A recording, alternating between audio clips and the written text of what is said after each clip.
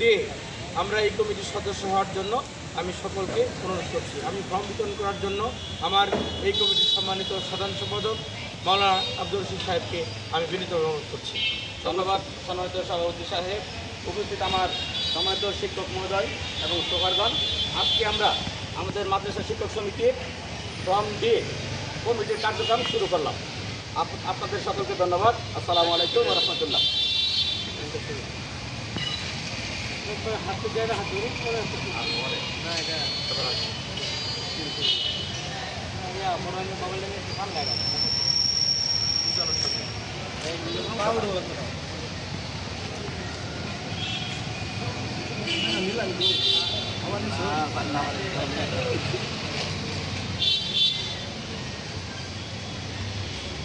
ভাই, আমাদের সমিতির সভাপতি সাহেব বলছেন 100 টাকা করে জমা দেওয়ার জন্য।